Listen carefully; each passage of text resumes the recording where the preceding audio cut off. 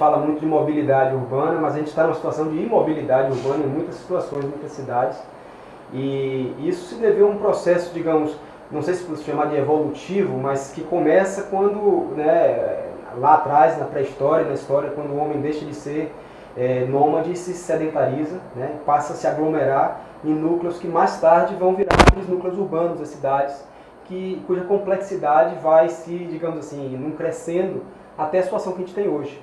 Então, o nó da mobilidade, como está aí no tema, é fruto de uma série de processos, às vezes espontâneos, ou até de tentativas de planejamento equivocado, ou de falta de planejamento, que gerou uma conjuntura muito complexa e que hoje trava em muitas cidades e dificulta a vida de muitos de nós, né? A gente é o resultado de interações socioeconômicas que geram riqueza, geram oportunidade, organizam famílias, organizam as sociedades como um todo.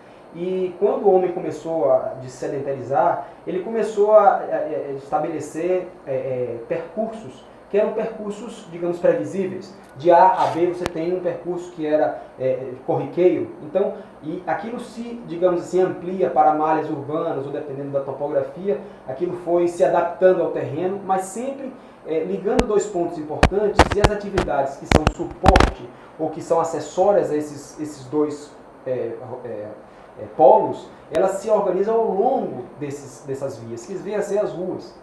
Então, as ruas, elas são o palco natural da interação socioeconômica. É onde se localizaram as primeiras oportunidades, os primeiros empreendimentos comerciais, de serviços e a própria residência. Então, esses usos, que é o morar, que é o trabalhar, que é o divertir-se, que depois a arquitetura moderna e o movimento moderno vem revisitar, eles começam a ocorrer no espaço público da rua. E como é que eles se desvirtuam? Quando a gente passa a planejar eles sob uma ótica estanque, de, por exemplo, fazer o tráfego fluir pura e simplesmente. Então a gente quer chegar de A a B, mas como a gente chega de A a B, a gente passa a fechar os olhos. Então, digamos, o objetivo se desvirtua e a gente hoje, inclusive, vê soluções dadas para as cidades que são soluções, digamos, eu costumo dizer, rodoviárias para um espaço urbano de cidade. O que você fala, desculpa, Gilberto, o que você fala quando fechar os olhos para isso? Quer dizer, é entender um modal único utilizando, o que é isso? Eu acho que houve uma, digamos assim, com o movimento moderno, por exemplo, houve um entendimento de que a compartimentação da cidade, dos seus usos, e, portanto, o zoneamento de uma área urbanizada, ela deveria ser vocacionada e, digamos assim, o uso misto ele não era tão incentivado. Então, havia um certo grau de uso misto, mas havia uma alta especialização daqueles tecidos urbanos. Então, gerou uma necessidade de deslocamento. Tipo aqui em São Paulo, na Moca, tradicionalmente era uma área fabril, tinham fábricas e tal. O centro da cidade tinha uns negócios e o comércio, e aí você tinha alguns bairros residenciais. É mais ou menos nesse sentido que você fala, assim, essa particularização de áreas e bairros para uma determinada função. Sim, o exacerbamento dessa questão leva a uma necessidade maior de deslocar parte da população, por exemplo, na região norte, a zona norte do Rio, todo mundo que tem que servir as atividades econômicas, né, os empregos diretos e indiretos ligados à atividade central ali do Rio de Janeiro, sobrecarregam uma via, né, um modal, que é o modal do trem urbano, e que está sobrecarregado por quê? Porque o policentrismo, que pode ajudar, digamos assim, a tirar o foco de somente um que a gente chama CBD, que é o Core Business District, e transformar a cidade em uma região policêntrica que possa dar oportunidades mais locais. A gente pode, digamos assim, voltar um pouquinho e perceber como é que a urbanização e o urbanismo americanos, o modelo americano, influenciou toda uma urbanização, digamos assim, das eras modernas, né? A era pós-industrial, em que a máquina faz parte do deslocamento urbano, né? Que no começo a gente era pedestre, pura e simplesmente quando éramos nômades. E é interessante ver como a domesticação dos animais e a aperfeiçoamento da roda, ela acompanha o processo de sedentarização do homem. Na medida que as cidades se desenvolvem, a roda, os mecanismos e os veículos e a tração animal, eles evoluem. É interessante, a gente deixa de ser nômade, de migrar, fica settled, e aí a gente passa então a depender de deslocamentos previsíveis e a gente desenvolve mecanismos né, baseados em motores, baseados na força de tração animal, que vão fazer isso. Então, essa ocupação que foi patrocinada no Brasil desde os anos 50 e que perdura até dias atuais, tem, digamos assim, seus equívocos, né? Um país continental, como eram os Estados Unidos no começo e como o Brasil também, ele pode se dar ao luxo de que a Europa não se deu, porque a Europa, as cidades, elas, digamos assim, herdaram o tecido urbano nuclear de épocas medievas, de épocas antigas, em que não havia essas facilidades. Então, tudo era muito compacto, porque você transportar a sua produção agrícola para a feira, dali do final de semana ou do diário, é pesado, você vai carregar na mão, você não tem uma infraestrutura de saneamento básico que facilite, então tudo era muito compacto. Quando você vai para a era da industrialização, do automóvel, da locomotiva a vapor, você tem que desbravar o Far West. E aí você tem que fazer aquelas cidades grandes e espalhadas e ocupar o território. Então, houve também isso um pouco no Brasil, que se reflete até os dias de hoje. E aí ninguém talvez tenha colocado de uma maneira inteligente ou apropriada o dedo na ferida do que estavam gerando para as cidades. E daí as cidades, eu vi uma coisa muito interessante no seminário ontem, daí as cidades onde a locomotiva parava é onde se desenvolvia. Sim, sim. E a partir dali, quando vem o automóvel, porque a locomotiva a vapor é o início, né? Mas Sim. depois vem o automóvel. E aí o automóvel é a grande revolução.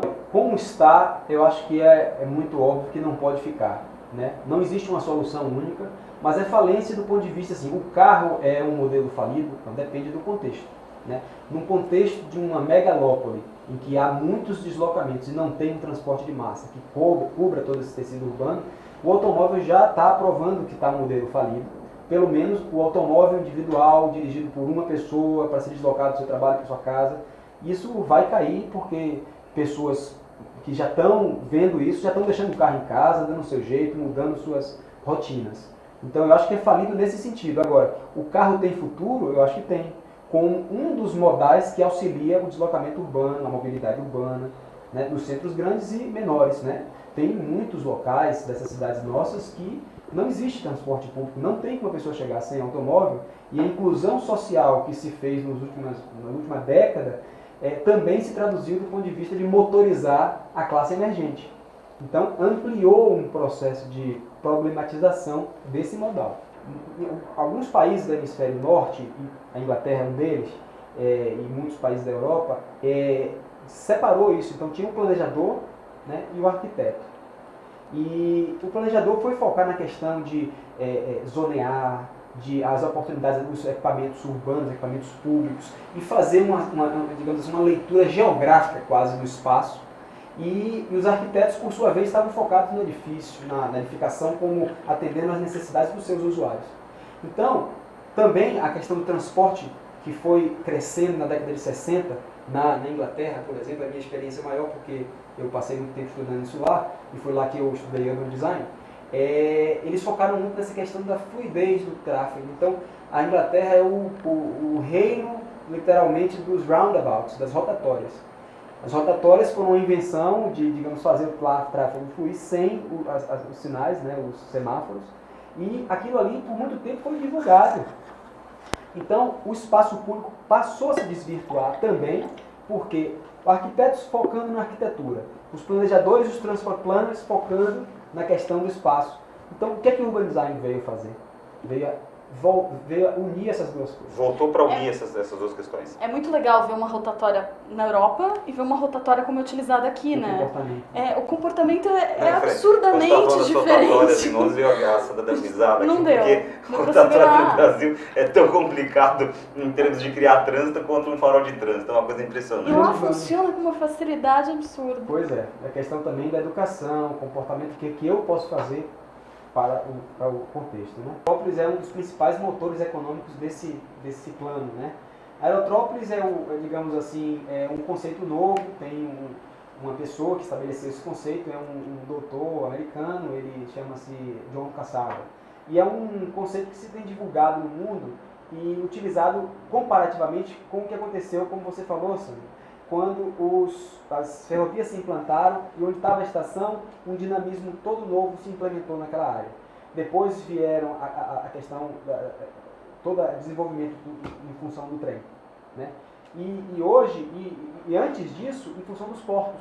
Porque quando o modernismo veio lá no século XVI e estabeleceu as navegações, a circunnavegação, a questão da Companhia das Índias, que a Inglaterra como o Império Mundial e tudo, aquilo, as zonas portuárias onde se estabeleciam aquelas zonas portuárias, era um motor econômico local, informal ou formal, né? Então, hoje o que se advoga é que os aeroportos também estão desempenhando esse papel, porque ele interliga e faz mais próximo áreas do mundo, né? É o mundo aldeia, porque você consegue alcançar hoje em 8 horas, você está ali, você num dia só. Esse projeto do Master Plan Econômico para a Secretaria de Desenvolvimento Econômico de Minas Gerais, que foi um trabalho feito em conjunto com a Urban Systems, conta um pouquinho rapidamente como é que vocês montaram esse trabalho, o que vocês previram nesse trabalho? Bom, tratava de dar uma direção à região metropolitana de Belo Horizonte, no centro de Belo Horizonte, o trabalho que nós fizemos cobriu uma série de municipalidades e municípios que formam essa região metropolitana. Então, o trabalho da Urban Systems foi interessantíssimo, porque consistiu em levantar os dados existentes das dinâmicas econômicas locais para poder, então, interpretá-los e poder fomentar, digamos assim, incentivar e planejar em função desses setores econômicos e gerar uma estrutura policêntrica de motores econômicos. Então, a Aerotrópolis do aeroporto de Confins seria uma dessas economic engines, que vai fazer com que todo um setor de apoio aí, de comércio, de serviços, de pessoas que têm residência, e tem a residência gera a necessidade de equipamentos públicos, no setor de educação, no setor de saúde. Então, aquilo é uma estratégia para que esses vários setores levantados, interpretados e planejados possam florescer. E florescer como? Com a infraestrutura, e aí eu vejo aquela questão, será que o investimento que se fez no carro para rodar um modelo que já existe não poderia ser ampliado? Eu acho que Minas Gerais é um bom exemplo para a gente seguir, ver o que vai acontecer aí com esse Aerotrópolis de Minas e o Master Plan Econômico.